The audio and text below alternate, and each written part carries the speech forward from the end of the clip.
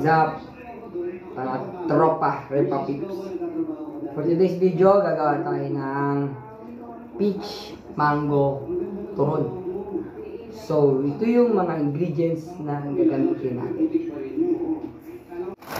Ito guys, lumpia wrapper, sukal, ito yung peach. Yan. Tira na to tira. Mangga ng nog, sukal, gamit tayo ng cornstarch sa tubig. So, simulan na natin guys kung paano natin lutuin to. Yung guys, iniwa ko na yung ating peach at ang ating mangga. So, tara na. Buksan na natin yung apoy guys. Ilagay na natin ang ating mangga. Tsaka yung ating peach guys. Ganyan lang yan, sobrang dali. Lagyan natin ng tubig. Papakatasin natin yan kasi medyo bubuo pa.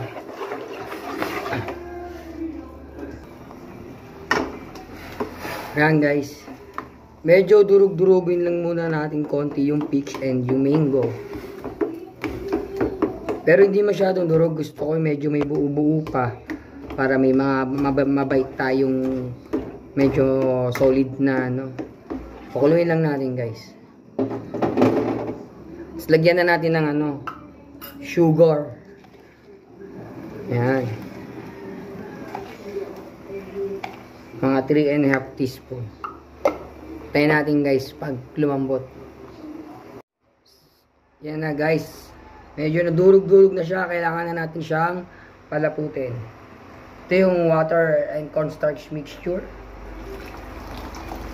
Alalay lang guys ha. Isang mangga lang ang nagamit ko guys ha. Yun o. Pag kontento na kayo sa kanyang ano, outcome ng cornstarch nyo, patayin na natin yan guys. At hintayin natin lumamig. Kasi hindi natin siya malalagay sa lumpia wrapper ng mainit. Ayan. Ganyan siya kalapot guys. Tayo natin lumamig.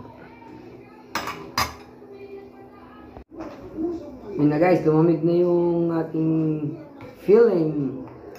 So, ito yung wrapper natin. Tignan ko kung pwede siya sa isa. Pero usually kasi, basa siya. Dapat dalawa. Testing lang natin ha. Malamig na siya, pinalamig ko na yung filling ng bating palaman. So, huwag natin masyadong punuin kasi aapaw.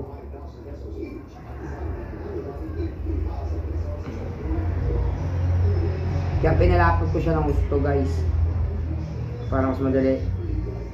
Yan, tapos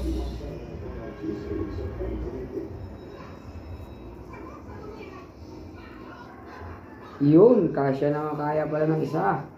Tapos ito guys, yung cornstarch water cornstarch mixture natin, itira kanina, hindi ko tinapon. So ito yung punas natin dito, pang close niya. Yun. So yun guys, so nakasi. Pero medyo malambot siya. Subukan naman natin yung dalawaan.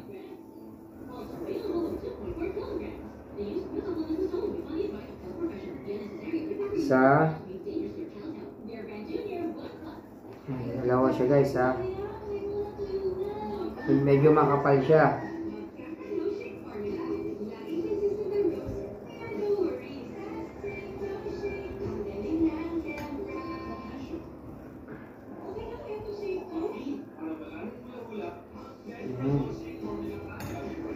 Bukol.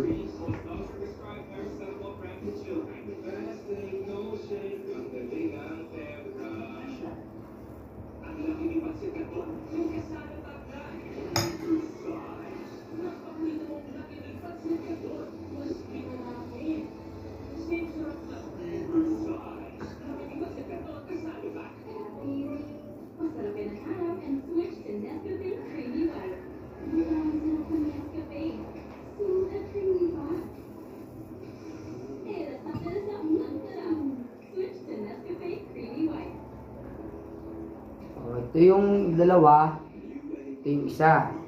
So, para sa akin, mas okay itong dalawa. So, dadalawahin natin. Balutin na natin lahat, guys.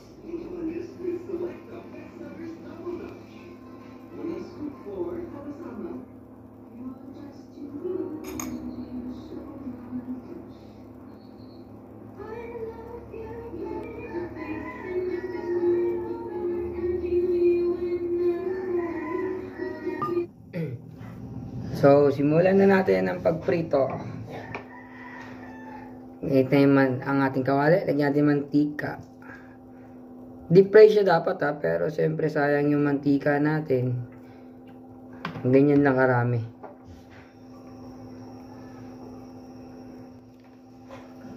Mainit na yung mantika natin, mga tropa repa pips.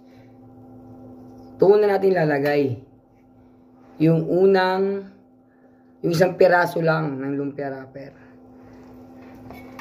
Dalawa yung ginawa ko. At ito yung doble. Yung isang coating natin, lumalabas siya. Oh. Dito rin na natin. Lumalabas ang kanyang feelings niya, guys. Nawawala yung kanyang feelings.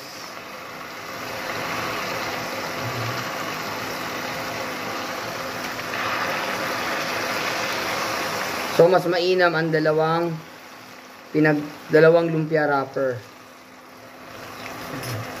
Lutuin lang natin, guys. Guys, tanggalin na natin tong nawala na yung laman niya. Lumalabas lang sa mantika. Yan. Isa lang ang lumpia wrapper. Siguro pangit lang yung pagkakalagay ko din kasi yung isa naman medyo okay. Ito yung mga double. Para safe, double nyo na lang yung wrapper. Ayan o. Nakita nyo guys? Single wrap lang yan. Lumobo pa rin siya. Tanggalin na rin natin. So dapat talaga double yung wrapper para hindi pumutok. See? Tanggalin natin yan guys.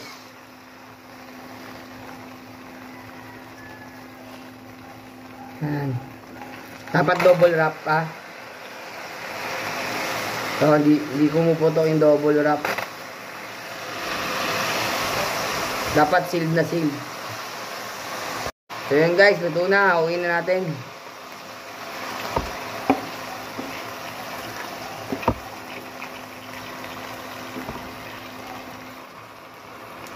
So yun guys, luto na. Auunin na natin lahat.